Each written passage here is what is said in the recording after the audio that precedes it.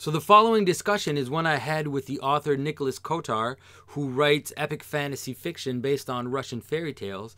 And it was a really interesting reason to discuss Tolkien and fairy tales in general, traditional storytelling and how it compares to history. And so we go into all of that. It's pretty interesting. There's a 2-minute little part of the interview where the file gets a bit choppy. You can still follow the discussion, but it gets a little bit difficult. So don't worry, it just lasts 2 minutes, and then after that everything returns to normal and it's fine. And so so stay tuned. At the end of the video I'll have a few more things to say.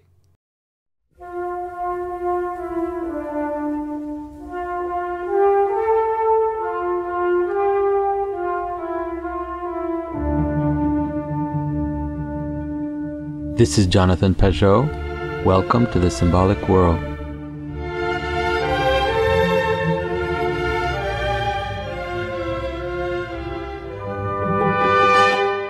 So, hello everybody.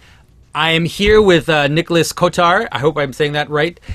Nicholas is an author. He's a deacon in the Orthodox Church, but he's also an author of fantasy fiction. He's written articles for the Orthodox Art Journal, and I'm sure he's also a translator, and he's a smart guy. And I met him as he wrote an article for the Orthodox Art Journal about the lives of the saints, and the way that he approached the lives of the saints through a different vision really excited me, because it connected with the way I see storytelling as let's say as a structure around which reality kind of manifests itself.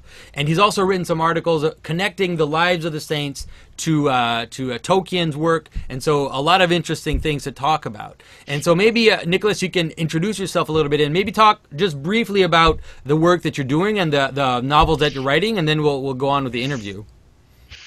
Okay. Well, the novels I'm writing come out of a very long period of thinking about the need for storytelling in the modern world and what that storytelling should look like. And it also comes from my own deep desire to tell the kinds of stories that Tolkien told, because they've resonated with me and with so many people throughout these decades on a very, very profound level. When I went to seminary, I had to start to reassess a lot of my worldview, as odd as that might sound. In the seminary, usually you'd think you'd come in, you already have a worldview formed, but that's not the case. You have to come up against a lot of misconceptions that you might have, against a lot of difficult realities that the church manifests within the world, because it's not a purely divine institution that exists out there somewhere, but it's enmeshed together with humanity, with all those problems. And one thing that I came up against again and again was the reality of the church's way of storytelling, and how it didn't mesh very well with the way the history is told nowadays. And it fascinated me, and I remembered my first encounter with this sort of disconnect between modern historiography and hagiography. I was still in college at that point in University of California, Berkeley. This was at a class of Russian, Eastern European, and Eurasian studies. It was a kind of a survey course for undergraduates. And my professor was talking about the life of Saint Vladimir, the baptizer of Rus. Mm-hmm. And he kind of laughed very kind of provocatively at the idea that he could be a monogamist after his conversion to Christianity. Because for those who don't know, Vladimir was a famous womanizer. I mean, he was, and if any of you have had the pleasure of seeing the new Russian movie about his early life called Viking, highly recommended, by the way, it shows that aspect of his personality very well. He was kind of a more Viking than Rus, kind of a wild man. Loved his women. But something happened after he converted, and at least this is the way the hagiography tells it. And I was really shocked that everybody seemed to laugh together with the professor in not accepting the possibility of this sea change, mm-hmm. in Saint Vladimir. And it made me think, and made me realize that basically, and I learned later on in more systematic fashion, that modern historians consider most hagiography to be nothing more than legends. You'll see the icon of Saint Eustace over there. I don't know if you can see it in detail, but he's very symbolic for me, because his story of hunting the deer and finding the deer in the wood and catching it and then seeing the cross in the antlers, and the Christ from the cross begins to speak to him and convert him, appears in actually several different lives of saints. And because of that, St. Eustace's life is considered to be legendary by the Catholic Church. So he's considered to not have existed. And that doesn't sit well with me because that would mean you have to throw out more than one baby with the bathwater. So when I was in seminary, I started to study this more systematically, and I came across this disconnect in the modern mindset, and a kind of inability to accept the reality of storytelling as it was always told throughout history, and replacing it with this sort of positivistic scientific method way of thinking about history, where the only thing you can believe in are things that you can see in the primary sources or in the secondary sources, and things that can be positively identified as having existed. And I had a problem with that, because if as a student of history, I know that you can't look at a document as a datum in the scientific sense, because it was written by a human being with his own preconceptions in a certain time period, which we don't understand very well. And if we don't try to encounter the point of view of the person writing those primary sources without stamping onto that person the preconceptions of the 21st century, then we're missing everything that primary source might have to tell us. So actually, these lives of the saints, even though they are anachronistic very often in the modern historiographical sense, they are actually telling us something very profound and something very deep. And they are telling something to us that is very true. And for that reason, the Orthodox Church, at least, has never shied away from its hagiographical tradition, and continues to have the lives of the saints as part even of the liturgy. So that's where I started to approach this question, and that's where I actually don't remember who approached me to write the essay, whether I approached you or what. But anyway, that's how it started. Right. No, I think that I totally agree with you. I think that's a place where we really connect in terms of the way we see the world. When we look at any ancient story, people will try to, let's say they'll read the Iliad, and then they'll try to parse out of the Iliad little bits that maybe they could use, and then retell a historical version of what might have happened at Troy. You figure why are you doing that? What is it helping you with? And in the process, missing the point of the Iliad completely, right? Exactly. It's not the Iliad anymore. But also missing the truth of the Iliad, or the truth of the Trojan War, in the sense that the way that the Greeks told the story of the Trojan War encompasses what that event was in their lives and in their society, what impact that event had in their society. So if you go back and now you try to mince it up and kind of pull out some little bit of historical fact, and you say, well, yes, we're so happy we found this historical nugget, and you show it to the world, but now you don't understand why that story is the basis of a large part of Western civilization. You've eviscerated it of any importance. And you can't understand the story on its own terms, and you can't understand how it can inform your way of thinking or your way of dealing with the outside world, which is the point of literature on some level as well. Yeah.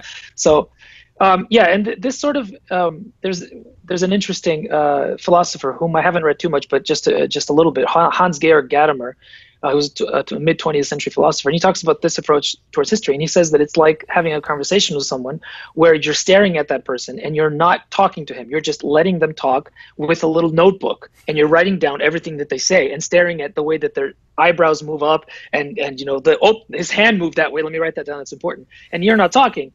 And so history is, you're examining history as though it's some sort of a specimen, while he says that a much more holistic, a much more intelligent, a much more productive way of viewing history is to actually have a conversation with it, which means actually listening to it and then providing your input, and then this sort of image of a conversation between two people, meaning you come with your preconceived notions, but then you also listen to the preconceptions of the people in that distant time period, and kind of transcending time in that conversation. And that's really what history should be. You should be encountering people from a very distant time period in a way that makes them very real to you, and in a way that can inform your own perspective and your own experience of the world around you. And it's a way to make the world around you a more vivid and a more living place, which is a problem nowadays, I think, because we do notice that people are retreating from the natural world. They're not seeing the world around them in very clear, in very beautiful colors. They're retreating to the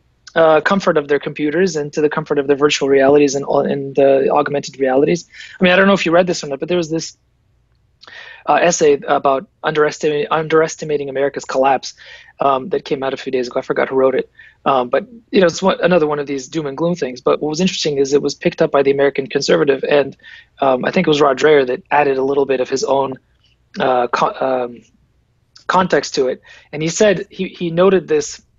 And I'm sorry I mentioned this. This is really bringing the conversation a little bit down from the heights of history. But he showed a tracker of the number of views on Pornhub during the missile disaster in Hawaii. And right before it happened, it was at some extremely low point. Nobody was doing anything because that was when the warning was going out and everybody was freaking out. Nobody was on Pornhub. And as soon as the warning was revealed to be fake, the number of users of Pornhub shot up an incredible percent. Compared to the user data for the last week before and the last week after, it was completely incomparable. People were finding their religion. They were finding their relief where they tend to look for it. Exactly. Yeah. And this is, I put to you that this is a direct result of looking at history and looking at the world in this sort of incorrect Hans-Georg Gadamer way of looking at it, trying to examine it and seeing what you need to get out of it and using it for your own advantage, rather than having a conversation with history, with literature in a way that you can learn the perspective of people from a different time period and help that inform the way you live. Yeah, and I think that the way you live is really the right way to see it. That is, the purpose of studying these stories, the purpose of telling these stories, isn't just to gather all this data and facts. Who knows exactly why you're doing it? The purpose is to find ways to live, find warnings about how not to live, and also to, let's say, create a kind of glue which holds your world together. I always talk about the patterns that inform a world, and when you read fairy tales, when you read old stories, when you read the Bible especially, and you encounter that in liturgy. In liturgy, because you live it, you're physically engaged with it. It's almost like you're fine-tuning your perceptions and you're fine-tuning your soul to be living in a proper, or let's say at least a colorful and alive manner, instead of this dreary. It didn't used to be a problem, right? I mean, this is something that people did naturally before. Mm-hmm. It seems to be an issue with the modern, postmodern, whatever human being, but it used to be natural because people were raised with these stories, and these stories have been retold in basically the same format since we have written records. Right. And it's even before they've written records. I mean, a lot of these stories come from oral tradition, and it's interesting. I've thought about this a lot, and it seems to me that. Part of the reason that the West has lost this connection with its stories is of course it's lost its connection with its Christianity, and in the reality of the world today is that, and part of the disconnect between people who consider themselves churchy, so to speak, and people who are spiritual but not religious, maybe, is that the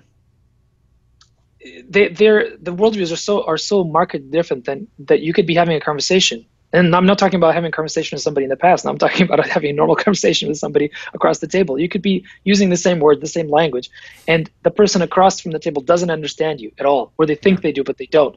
And you have basically people talking across from each other. And you see this in the ideological warfare that we see, or in that famous Kathy Newman, Jordan Peterson interview, which was tremendous. But and I'm interested in transcending that gap, personally. And that's why I write the stories that I do, to bring it back full circle to what we were talking about originally. And I find that the medium of fairy tales in particular, and it's not just me that thinks this, but I find them to be particularly effective for people now because people are no longer interested or moved by the traditional religious narrative, whether it's Christian, whether it's whatever, it doesn't matter. But people still respond on a very intrinsic level to the questions posed by fairy tales. Mm-hmm. And this is something that, for example, there's a Russian philosopher by the name of Ivan Ilyin, who lived in the late 19th, early 20th century, who writes a lot about Russian fairy tales, and he has an article on the spiritual meaning of fairy tales that I've translated. That's on my website. Yeah. And he basically says, if I can quote him a little bit, he says that the fairy tale, he's talking specifically about the Russian fairy tale, but it's true of any fairy tale. He says that it asks questions like this. Yes, questions like this. What is happiness? Is it in riches or not? Is it in love or is it in freedom? Is it perhaps in goodness and righteousness? What is self-sacrificing love, and why is it important? What is fate? What does it mean that smart people often get the wrong end of the stick and idiots get happiness? I mean, these are very, very profound questions that we sometimes don't even think about on a rational level, but that worry us on a very, very deep and intrinsic level. And to write novels from the perspective of these stories is to talk about those same questions that Dostoevsky was talking about in the 19th century, or any of the great realistic novelists of the 18th, 19th, and early 20th centuries, but in a way that I think now accesses people's experiences in a more direct way, because I don't think that realistic fiction has the same power to move people as it did in the 19th century, for whatever reason. Maybe it's because we've gotten to a point where style trumps substance. I mean, some of the Pulitzer Prize winners of the last few years, in particular, I'm thinking of The Goldfinch. I don't know if you've ever read it. No. By Donna Tartt. It won in 2007, I think, if I remember correctly. But I mean, I couldn't get through 100 pages of it. It was a long exercise in writing pretty sentences that, while the characters were doing extremely stupid juvenile things to each other, and just had people were just like the Russians say, like a hamster in a wheel, just making the same mistakes over and over and over and over again, not learning from them, and just being extremely unpleasant throughout the whole process. But it's described in incredibly beautiful language, so you're supposed to be moved by it. And I just felt like throwing it against the wall.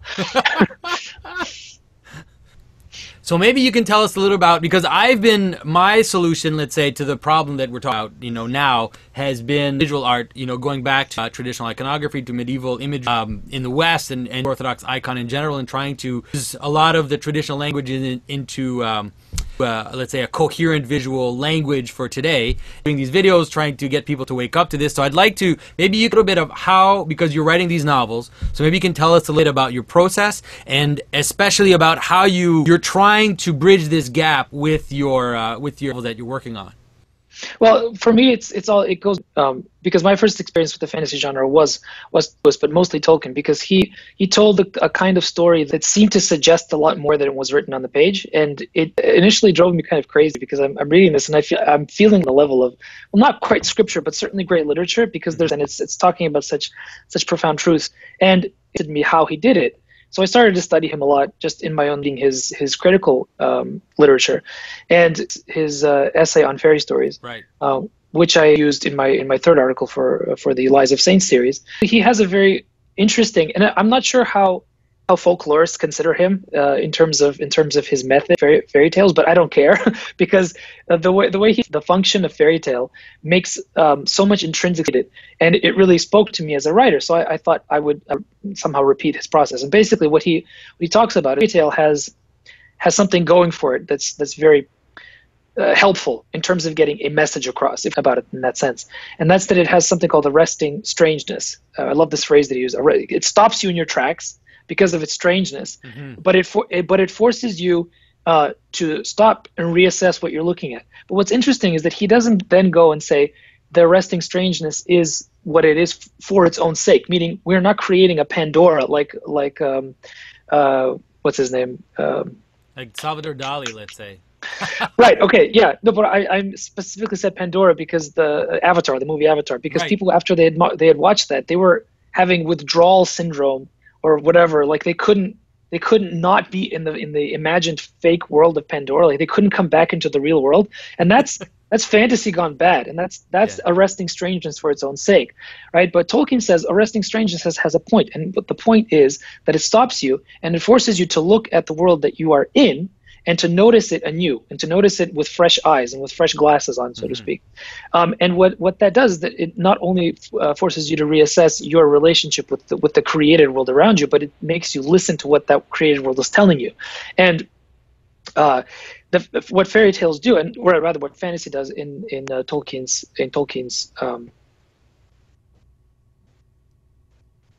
system, is that it tells the kind of story that was actually reflected in history with the incarnation of Christ. But it also reflects in a kind of weird, not in terms of history, but not in the kind of in the way that we are trained to look at history. But basically, the incarnation of Christ is the myth that came true.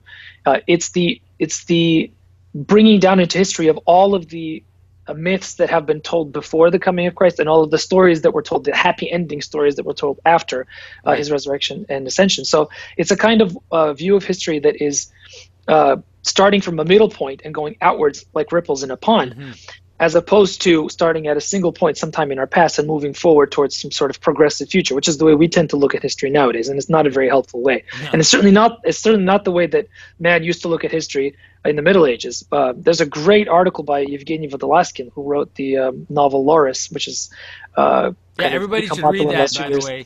Yeah, yes. if people are asking for a reading list, Loris, read Loris. It's an amazing book. Yeah, and he's talking about how the medieval man looked at history not as a circle, because then there would be nothing more than repeating patterns, and we can never get out of it, and that's pretty depressing view of history. But as a helix, like a DNA helix, where it's something, there's a repeating pattern happening throughout history, where events repeat themselves, but they repeat themselves in a different time and in slightly different meaning. But the previous event that it kind of echoes is no less important and is no less real, even if it never happened. And that's what's so interesting about this view of history, is that actually, medieval man didn't write fiction. Writing fiction was a sin. But at the same time, medieval man accepted the fact that these lives of the saints might have some things that kind of don't jive with reality, because their experience of the divine was something that happened on a very everyday level. Like they everything that happened to them, whether it's weather, whether it's the things that happen to you in your life, is a manifestation of the presence of God. And so for them, looking at reading these stories is a reflection of reality. Even though these things might not be true, they are true, because they express something very true about the human condition. And even if they're not positivistically true, meaning they never happened in terms of our modern view of history, it doesn't make them any less true. And actually, of all people, Neil Gaiman talks about this a lot in his lectures, which is fascinating to me, because I don't think he's a particularly religious guy, but it's just there's something about fairy tales, and Tolkien captures it in a very profound way, because he basically says that man, as a created species, has a responsibility to tell stories, because by doing that, he is creating a secondary world in his stories, and in that secondary world, he can populate that secondary world with reflections of the primary world truth, so to speak, that makes people reassess those truths in a new light because of the arresting strangeness. And so the eternal truths about the human condition can then be understood in ways that perhaps somebody wouldn't be able to accept listening to a sermon, or listening to somebody just speaking to them across the table. Sorry about that. Cheers. It's good that you mentioned Gaiman. I think it's important to understand, when I look at Neil Gaiman's work, I feel like he had a very, very profound intuition at some point about the structure of the world and about the structure of stories. Not just him, but other people who come from the comic world, like Alan Moore as well. But just like, let's say radical feminism today, they also have had a strange symbolic vision, let's say, or an understanding of the symbolic world. It's just that they're exploring the fringes of it, and they tend to glorify the fringe aspect. And so that's why Gaiman talks about, that's why his characters are, like the Dream Master and Anansi the Spider, the Trickster, all these figures that exist in the buffer zones of reality. And I think it's important, because in a way that's where we are today in the world. Absolutely. But finding a balance where that, let's say, chaotic dream-like world and the more inverted trickster world is has a place, but then connecting it also to the more heroic figure, or let's say the memory of our traditions has to happen, or else we're going to get stuck in Anansi's web, and then that's the end of the West for us. Anansi's all great with his stories, but if you get stuck in his web, you're done. Yeah, you're dead. Yeah. Well, no, and that's what's so interesting about fantasy right now. I do maintain that it's a very powerful genre, but it's not all of fantasy is able to do that particularly well, and certainly almost no modern fantasy is trying to take the journey back from the fringes to the center. Right. All of it is sort of glorying in uncovering the ugliness of the fringes. In particular, there's this fantastic series by a writer. Her name is N.K. Jemisin.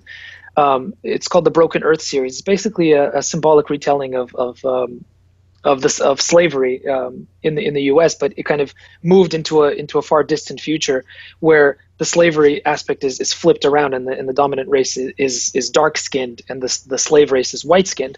But basically, it's her working through her experience of being a black woman in the United States and all the racism that she has to deal with, and it's not able to go very far at the end of the series in terms of coming up with any sort of world-altering solution to this problem. It stays at the fringes. It finds some sort of transcendence, but it's not able to go very far. So, since we're talking about my books, this is ultimately what I'm trying to do with my novels, and this is why. Maybe give us the title, because people that don't know, tell us what the title do. Not give us a little glimpse of what you're doing, so people can know what to look for. Okay, well, my first novel is called The Song of the Siren. The Siren being not the siren of Greek legends, but kind of an inversion of that. She is an amalgam, a half woman, half bird creature. But rather than being someone whose song drives you insane, she's someone from Russian mythology, or kind of folk mythology, who calls. Her song can drive somebody insane, but it's the kind of insanity that drives them away from the world and towards paradise. So she's a bird of paradise that occasionally comes down to the world and sings to certain chosen individuals who then can't rest until they either hear the music again, or until they leave the world entirely with their bodies and their spirits kind of ascend upwards.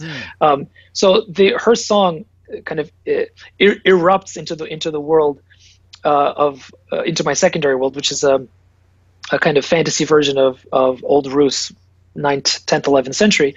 And the main character hears the song, and he's unable to rest until he does something with it. But basically, he's the hero figure. But this is not a traditional hero story. It's very much a kind of a breakdown of the hero story, in the sense that he does have to go on a journey from the fringes to the center, but his journey is extremely convoluted. He's a reflection of me in a lot of ways. It's constantly making mistakes and constantly trying to get back to the center, but constantly, being drawn back to the fringes for various reasons. The series at large, it's a 5-volume series. The title of the whole series is called Raven Sun, which is it's kind of a pun. It has to do with something that happens in book 1, so I'm not going to tell you why it's called Raven Sun, but it does have to do with the raven being this kind of demonic figure in Russian fairy tales, who plays a very important role in shaking up the world of my main character and forcing him to reassess his reality and try to find the truth anew, which is what we've been talking about. So, well, so maybe maybe you can tell us a little bit about Russian fairy tales, because one of the things that has, my wife is from Slovakia, and one of the great things about meeting her, I mean, obviously you can't limit it to that, but one of the great things about meeting her was discovering Slavic fairy tales. And so moving, as I talked to her mother, and she showed me these old books of kind of Slovak and Czech fairy tales, and discovering characters like Baba Yaga and all these amazing characters, and finally discovering Russian fairy tales and the Firebird, and all the amazing stories there. So maybe you can tell us a little bit about your connection to, and maybe how Russian fairy tales differ a little bit from the Western fairy tales, and how you're trying to plunge into that. Yeah, absolutely. I mean, I grew up in them. My first memories are of my parents telling me these stories before I went to bed. I mean, they're my most vivid memories. I still remember the books that I used to leaf through even before I could read the pictures in them. And a lot of those drawings and paintings are are so vividly still stuck in my head that they come out in actual form in my writing. I mean, I paint with words those pictures that I remember from my childhood. But they're really interesting. I find them very useful, not only because I stew in them, so it comes out whether I like it or not, but because they're different enough. But first of all, they're similar enough to Northern European fairy tales, like Scandinavian or German fairy tales, that people can read them and say, "Oh, I kind of remember this sort of idea." Particularly, there's this story about the dragon's heart. I think it's an old German story about how there's this evil dragon, and he can only be killed if you find his heart. But his heart is stuck inside a chest, and the chest is on top of a tree, and like there's these levels of like, or it's in a needle, and the needle's in an egg, and the egg is in the chest, and the chest is on top of a tree, right? So that motif happens in Russian fairy tales as well very often. Right. And it has to do with this character called the Deathless One, who's constantly dying and coming back to life. Like in every fairy tale, the Deathless One dies, but in the next fairy tale, he's back again. So it's just very interesting. But in particular, what I find so fascinating about these is that they are not traditional good versus evil tales at all. All. They're very messy. The main characters do really stupid things, and a lot of times they're complete morons. In particular, the famous one that informs my first book is one of the many versions of Prince Ivan and the Grey Wolf. Yeah. Prince Ivan is a sniveling idiot who's constantly whining, and the only thing that ever happens to him comes through the agency of this wolf, and we have no idea why this wolf is helping him. He just does, and so there's this wildness about the stories, this sort of wild chaos that can be good or it can be bad, and it depends very much. It depends very much on sort of the spiritual state of the main character, and this is particularly visible in the Ivan the Idiot stories, because they're fascinating in a historical sense as well, but. The Ivan the Idiot stories, it's basically the youngest son in a family of boys, and he's lazy, he's literally described as rubbing the snot off his nose with the sleeve. Like, I mean, these images are just and he sleeps on the Pechka, on the Russian stove, which has a ledge which is warm, and the lazy people, all they ever do is sleep on the ledge. Lazy people and cats, that's the place for lazy people and cats. Right. So all he ever does is sleep there, and yet when push comes to shove, he gets the princess. He beats the evil Tsar, which is a different conversation that has to do with Russian history and all that. But and it's not because he's an idiot. It's because he's not tied to the rule-bound world of logic, of consequence. He's connected to something different. Like he leads with his heart, and so things happen to him because he's connected on some level to the spiritual world, and the spiritual world works through him because he's not an empty vessel so much as he's able to let it to kind of channel through him.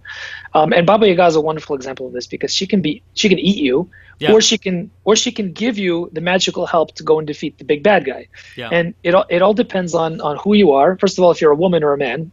Traditionally, she eats the boys and helps the girls, which is interesting in its own right. But also, you have to go through different kinds of ordeals before she can help you. And this is all very connected to Russian paganism, actually. And if we go back to Ivan Ilyin, what's so fascinating about these Russian fairy tales, the way he looks at them, is that they are a bridge between the cultural world of Russian paganism and the cultural world of Russian Christianity, and they have a bit of both.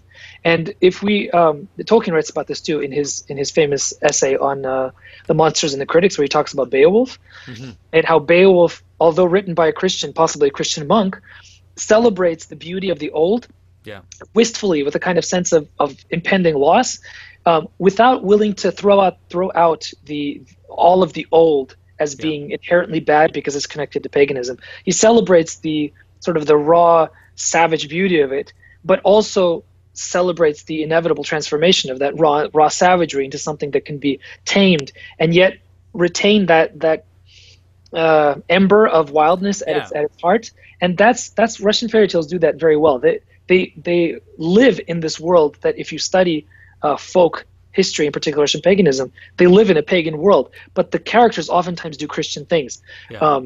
So I think that's really, when Christianity goes right, that's what happens. It seems like one of the things that Christ does, we talk about this in the Orthodox Church a lot, is the possibility of taking the world and baptizing it and then taking out of it those things that can continue on and that aren't so wild that they're useless, but that they can participate in the world. And so it seems like the best of Christianity in the Celtic world and in the Northern European world, but also in Rome too. We're so used to the Roman Christianity because it becomes, let's say, the main frame for Christianity. But a lot of the Roman world was taken into the church and let's say transformed so that it could be the vehicle for a civilization, basically, that continued on until today, really. And so, that's really when Christianity goes right. That's what it can do. It's take these stories and bring them into even the Scandinavian stories. People I always have these neo-pagans come to me and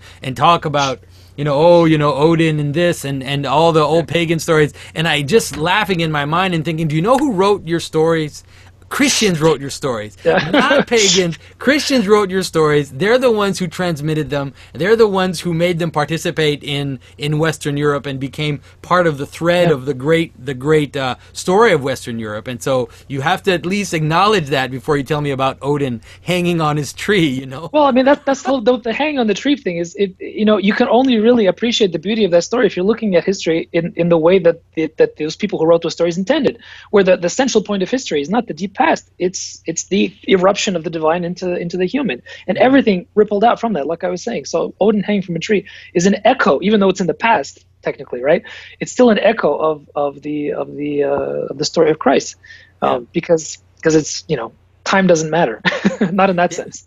And you also kind of have to see that the reason why let's say the Christians wrote it down when the Scandinavians converted to Christianity was also probably because there are probably innumerable versions of the story of Odin. A few of them got written down, and those that got written down were the ones that were, let's say, capable of emerging into this new world that was taking form, And so that's something that really needs to be understood, because when you encounter oral let's say you encounter oral traditions and oral cultures, you'll see that their culture, their stories are multiple, and there's so many versions of them. When they get written down, the question is, why was that version written down? And then the whole worldview comes into. So the stories, I love the Scandinavian stories as much as I love the Russian stories, because I can see in them, like you said, a preservation of this kind of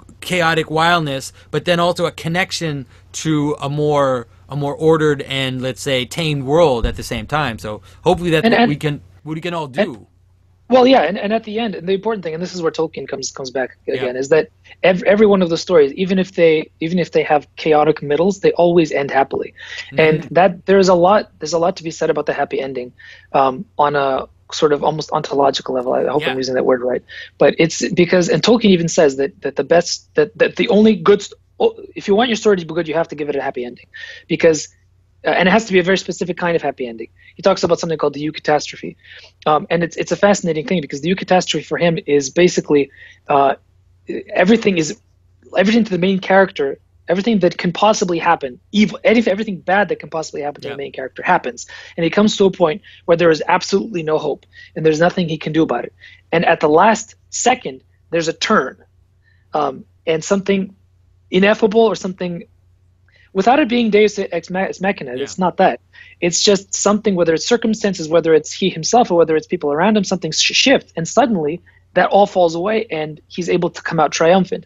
And not only is that a reflection, of course, of the cross and then the resurrection, but it's also, on a very deep level, a reflection of the human experience. Exactly. Because how often do we human beings have to go through absolute hell before that little turn happens, and that terrible thing that happened to us then starts to make sense and gives us the kind of meaning that then will let us not only live on, but to make something of our lives that is beautiful for ourselves and for those who live around us, and for those who see us. And on those different levels, the happy ending it works, and it's very important.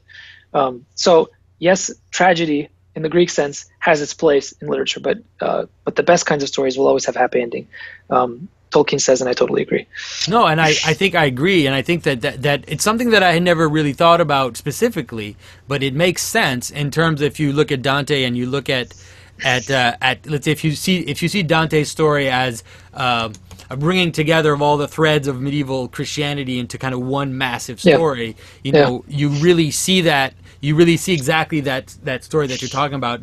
He really frames it well. That basic descent and then ascent, which now is everywhere. You watch any movie. You know, it always is the basic structure of a story, and people are so used to it that they've actually stopped seeing it. They just almost expect it, and they don't understand that basic frame, which is really a Christian frame, has become their worldview. And if you remove Christianity, let's say, from the picture, you might tumble back into the very gloomy underworld of Greek thinking or pagan thinking in general. Well, yeah, and it's true, and it's sort of disingenuous, I think, of a lot of people to exist in this story framework and to consciously reject the narrative of Christianity because of exactly what you said. But at the same time, I think that the stories should still be told in that way, because the reality of that and its reflection in the patterns of our own lives is something that's so profound that if perhaps repeated enough times and done in a good enough way, and I'm talking about writing really, really good literature here. I'm talking about the kind of fantasy that isn't just repeating the structure that Tolkien gave to the genre. I mean, there's something about, people talk about fantasy being Tolkien-esque, so to speak, and that there's this certain kind of fantasy that's now no longer in vogue. But it's not Tolkien-esque, actually. It's more Terry Brooks-esque, because Terry Brooks, what he did, this is incredible, but he took the Lord of the Rings story and he rewrote it almost scene for scene, but with different characters. And unfortunately, without the deep, profound underlying structure of Tolkien's secondary world, because Tolkien had been writing that world throughout his life, and he had been creating that mythology for himself and for his country. I mean, it was literally a mythology for England. He had been doing it his whole life. So when Terry Brooks took this and made it more bite-sized, everybody took after him. So all the elves and the dwarves and the orcs and all that stuff we see recycled over and over again, and even the wizard figure, the halfling figure, the young man, the ingenue who has to come out and find himself in the world. And I mean, the ending of the sort of Shannara is remarkably banal. I mean, compared to what happens in the Lord of the Rings, it's basically a message of self-realization. Like, I am who I am, and that's great. It's like, no, sorry, you missed the point. You've gone through 1,000 pages of this, terrible ordeals, and all you can come up with is that I am who I am. That's lovely. Okay. I mean, one of the things about Tolkien that I really appreciate, and I think one of the reasons why he can also give us a solution to the morass we're in, is that he creates a hierarchy, let's say, of beings. He creates this traditional, really is like a traditional hierarchy of beings that kind of ascend and up to the creator figure. But what he also does is he spends the whole book, The Lord of the Rings, talking about the value of the lowest rung of that hierarchy, and how let's say the periphery can act as a frame and a guardian, let's say, or a holder of the tradition, and is the one that's able to kind of carry it through to the end of the story. And so the Hobbit is the only one who can carry this ring, this periphery, and bring it to its, being able to let's say throw it into the fire so that it doesn't consume the world, and then kind of restart the world. So it's not, and so that's why it's the hero figure in the Lord of the Rings isn't, Aragorn isn't the king, although he's important in the story. It's the smallest figure who then is able to restart the whole story. And so to me that kind of helps us. It's a lesson for our age, let's say, to try to understand the places in the margin and the periphery that can help us to flip things back on their feet, let's say. Well, yeah. Well, what's so interesting about that is that it was largely an accident that Tolkien included the hobbits in his larger world, because he wrote the Hobbit as a separate thing, and then it gradually became part of the larger mythos. But it was possibly the most brilliant thing that he ever did, because they're so grounded in everyday reality. They're so set apart from the epic that inhabits the world of the Silmarillion, for example, and yet they're within it, and they're part of that world. And even though they are 19th century English gentlemen from the country, they're still encountering the kings of old. And for our time, this is why it's why I think this is why it's such a popular book, is because whether he intended to or not, he was able to exactly do that, to talk about the exalted things, the epic things, the really true things about the heart, but through the prism of the small man, of the smallest person. Yeah. And if there's one line in the movie that I can sort of, I mean, it's kind of cliched, but it's true. It reflects Tolkien's worldview, even if it's spoken in the language of self-help books. But it's when Galadriel tells Frodo, even the smallest person can make a difference.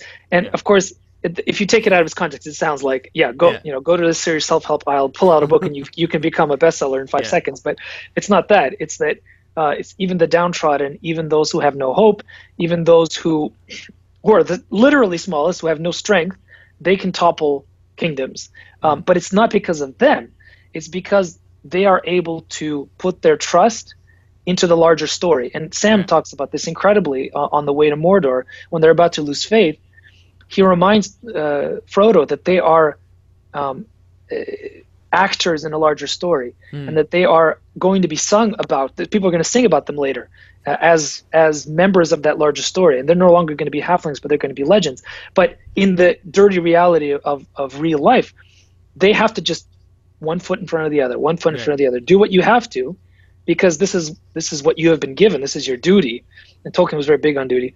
And if that's all you need to do, and in the end, even though Frodo cannot do what he's supposed to do, he fails, right? He's not the hero. He fails. Right. And some people consider Gollum taking the ring and falling off as being the biggest cop-out in the history of literature. But actually, it's a very realistic and very accurate depiction, on purpose, by Tolkien, of the way that providence works in this fallen world of shadows.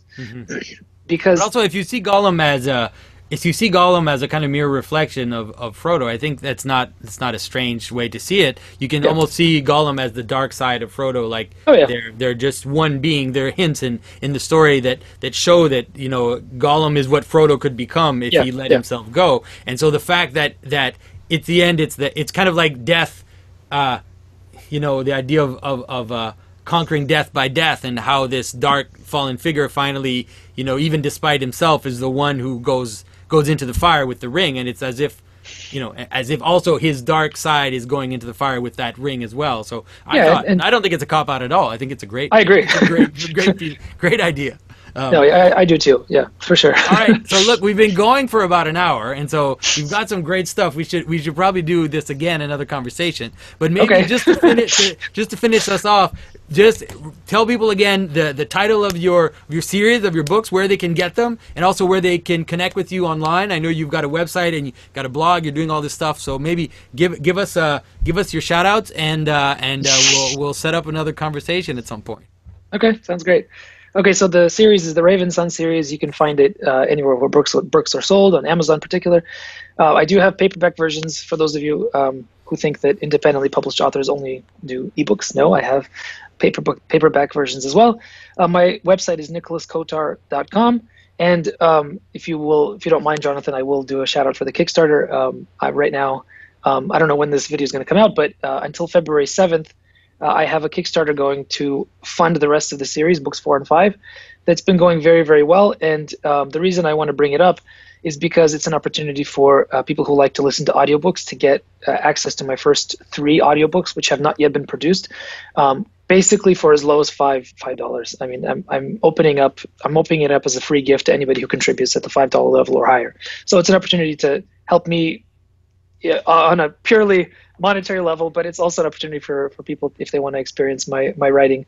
And also they can win a carving by me that I'm going to make. How could I forget that? My goodness, I'm going to carve a Siren for Nicholas, so to participate in his Kickstarter. So you can win a carving by me if you help Nicholas publish his books. That's right. I can't believe I forgot that. That's it. Yeah. So basically, whoever gives, I think, $50 or over, maybe it was $20 or over, we'll have a chance. We'll be put into a draw for this carving. So yeah, there we go. All right. So Nicholas, it was great. It was great talking to you, and I for sure we'll try to do this again. All right, Jonathan. Sounds great. Thank you. Soon. So I hope you enjoyed my discussion with Nicholas. Make sure you check out his webpage and his Kickstarter to even get a chance to win a carving by me. Who knows? I have a few announcements to make. I'm going to do a movie interpretation in collaboration with another channel called The Storytellers. They've already used some of my the way that I discuss symbolism to interpret other movies, and so I'll put a link to their page down below. And we're going to do Pacific Rim, which is might be surprising to some, but there's a lot of great stuff in that movie to talk about. Another little thing is I'm going to start putting affiliate links in the description for the books that I talk about during a video. So if I talk about a book, I'll put an affiliate link in the description if you want to buy the book. It's a little way to buy it and also encourage me at the same time. And so another video coming soon, and yeah, talk to you again.